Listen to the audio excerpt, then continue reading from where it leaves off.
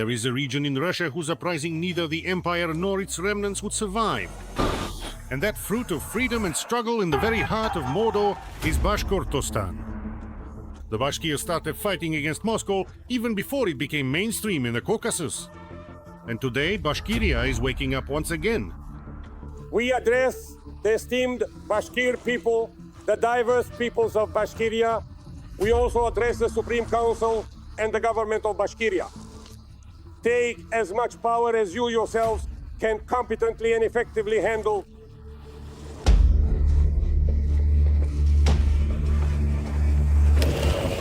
Just recently in Ufa, the capital of Bashkiria, the police beat a woman simply because she was crossing the road that Putin's motorcade was supposed to pass through.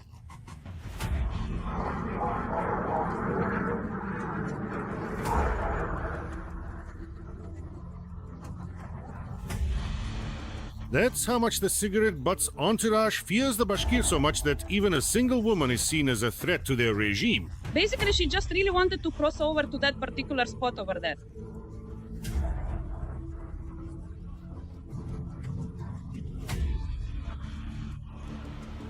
Moscow has good reason to truly fear the Bashkirs, because this resilient people certainly knows how to break the horns off the two-headed rooster. Goida, Goida.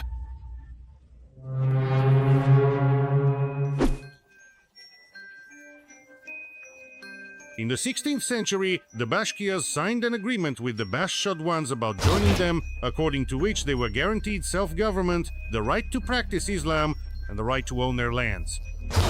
Not all Bashkirs believed in such incredible generosity from the White Stone Cannibal, and they began armed resistance. As you can imagine, they turned out to be right. Almost immediately after the treaties were signed, Moscow began to violate them. They seized lands, increased taxes, destroyed self-government, and carried out forced Christianization. Well, with just begun. In exactly the same way, the Muscovites violated the signed agreement with Bohdan Khmelnytsky as well. When will the world finally understand that you can't sign any agreements with Russia? They will break them before the ink on the paper has even dried. Whether it was 500 years ago, a significant historical period, it's important to recognize that this situation is not simply about treaties or agreements exclusively between the sovereign nation of Ukraine and the Russian Federation. Fortunately, the resilient and independent people of Ukraine, in stark contrast to their Russian counterparts, do not possess or exhibit what could be described as the victim gene, a characteristic often associated with a perpetual sense of grievance or historical suffering. That's why the Bashkirs took up arms and for 400 years, with only brief pauses, have been tearing the Muscovite occupiers to pieces. For example, Lithuania is 2.5 times smaller than Bashkortostan. In Estonia, there are fewer Estonians than Bashkirs, and yet they live wonderfully. And why should we be afraid that Russia might break up into 10 or maybe even more 20, 40 independent small states? I don't understand. That's better than having one big bloody empire that threatens everyone with nuclear weapons and military force. In terms of the number and scale of protests against Moscow, the Bashkirs are second only to Ukrainians. In 1662, the Bashkirs rose up because of the lawlessness of the tax collectors. In fact, the Russians started racketeering in Bashkiria. But the bearded thugs got what was coming to them. The major Bashkir landowners told Moscow and the Tsar to go to hell and decided to revive the independent Siberian Khanate. The Muscovites were unable to crush the rebels and were forced to negotiate. They left the land to the Bashkirs and lowered the taxes. It's so incredibly great here in this wonderful place! As we can clearly see, Rebellious truly only understand force and nothing else. In 1681, the Bashkirs declared a holy war on the Muscovy, because the ROC priests wanted to play at a crusade and began the forcible Christianization of their people, which was met with significant resistance.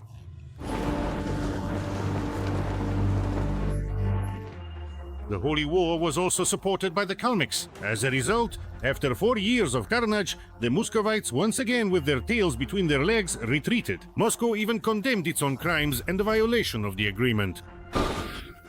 And who did that? Well, usual with them. Boyars are to blame, but the Tsar father is not at fault. He, poor thing, didn't know about the genocide he organized.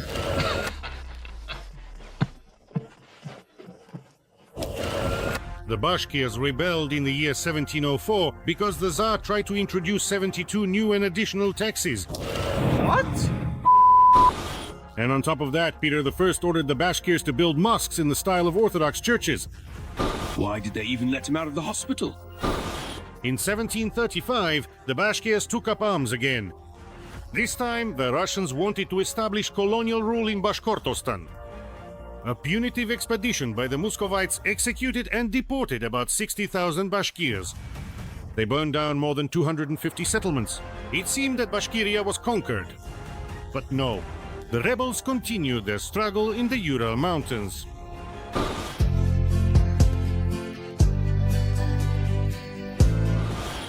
In 1773, the event that everyone calls the uprising took place. Emelian Pugachev. But Russian history shyly glosses over the fact that this was not just a Cossack uprising. It was a war for the independence of Bashkiria. Pugachev was merely their ally.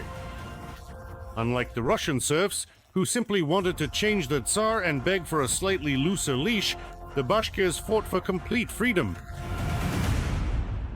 The westernmost point of the vast range of the movement was Stavropol on Volgano, the city of Tolyatin, the capture of which the Bashkirs participated, and the easternmost was Chelyabinsk. At the far north, the Bashkirs stormed Kungo, and in the south, Orenburg, thousands of kilometers across in latitude, and 1,000 in longitude.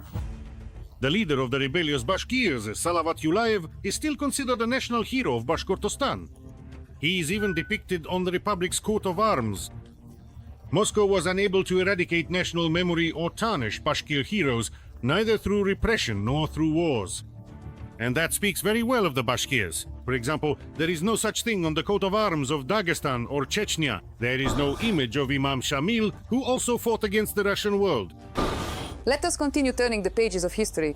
Salavat Yulaev was one of the key figures in the Peasant War of 1773-1775. These events formed the basis of Pushkin's story about Pugachev. The Bashkirs have never once in their entire history bowed to Moscow. And they are not doing so now. After the collapse of the Tsarist and Red quasi-empires, Bashkiria continues to seethe. Today, this is the most active protest region. Unlike many other Russian peoples held captive, the Bashkirs are not afraid to defend their national and civil rights. We are here, all of us are here, and we will not leave this land. This sacred ground, this cherished territory, is unequivocally our ancestral land, a place where generations have toiled, thrived, and found their enduring identity. It is the very essence of our heritage, the foundation upon which our history is built, and the promise of our future. Therefore, it is with profound conviction and unwavering spirit that we declare, Live Pushkov! May your life be long, prosperous, and filled with purpose, a testament to the enduring strength and resilience of our people and our unbreakable bond with this land. Live, Pushkov! Live! The thugs tried to drive the Bashkirs out by force, but apparently they hadn't really read history, so 200 private security guards turned into 200 beaten private security guards.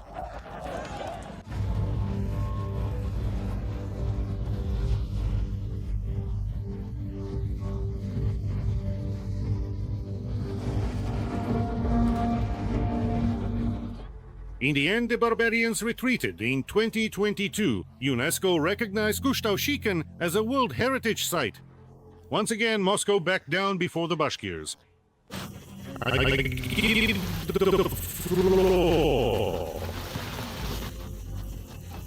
In April 2023, as seen was one of the organizers of people's gathering in the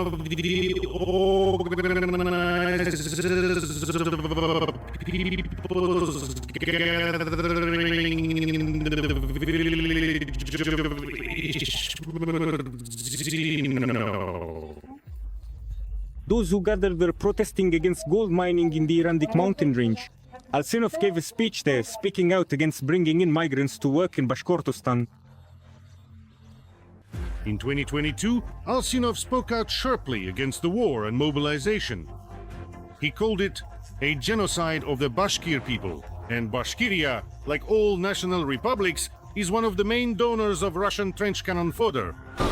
Guys are constantly being sent to storm strong points, even though they're just ordinary office workers. At the moment, the commander of the AE regiment, he sends the guys on combat missions to other units under the command of DNR militiamen. According to the very latest census data, which of course isn't entirely accurate in its entirety, our peoples, not just the Bashkirs and the Tatars, but also other nationalities as well, have significantly decreased in number. Indeed, the population is clearly shrinking. And now, this ongoing war is simply and utterly destroying us. It's obvious that the activist Alsinov was arrested, tortured, and put on trial. But Alsinov was not an activist from Ryazan or someplace like Kostroma, but from Bashkortostan. That's why thousands of people came out in his defense. In the end, Fail Alsinov was sentenced to 4 years in a penal colony on charges of inciting hatred. And the protests themselves ended with a crackdown, using tear gas, batons, and stun grenades. The protests were suppressed by force. More than 80 supporters of Alsinov themselves became political prisoners. This became the largest political case in the history of the country, of this unfinished country. During a meeting with representatives of the Bashkir public, an incident occurred, instigated by the well-known dancer Rivgabitov. He unexpectedly suggested that everyone stand to honor the memory of one of the participants in the mass unrest in Baimak, who later died while under arrest. Despite everything, on the day of the verdict, thousands of people once again took to the streets for Alsinov. Special forces were sent against them again, and once again the Bashkirs stood their ground. In the town of 18,000 where the trial was held, 10,000 people took to the streets. People came there from all over Bashkiria.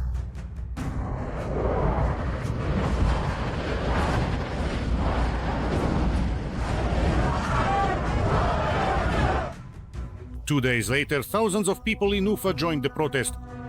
Neither beatings nor criminal prosecutions scared them. I understand why you came here.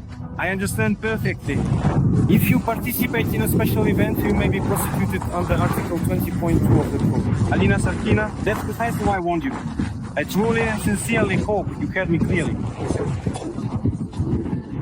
You have a protocol against you. That's the character of it. The publication Sutovision released a video showing how people tried to rescue the activist from the police. The girl, the word Karakhalik written on her back, activist Fairia Alsinov was previously convicted. The Bashkirs are just warming up. The uprising hasn't even started yet, and the Moscow regime in the region is already falling apart at it seems like an old mattress. Many Bashkirs are now fighting against Russia as part of the armed forces of Ukraine. The Bashkortostan unit has been fighting the occupiers since 2022. And their combat experience will be very useful during the new war for Bashkortostan's independence, which will inevitably lead to the collapse of the pseudo-empire. Everyone gathered here supports the dissolution of Russia and the formation of new independent states on its territory. The Bashkir national movement, which I represent here, is also fighting for the independence of Bashkortostan. Independence is a long-standing dream of the Bashkir people.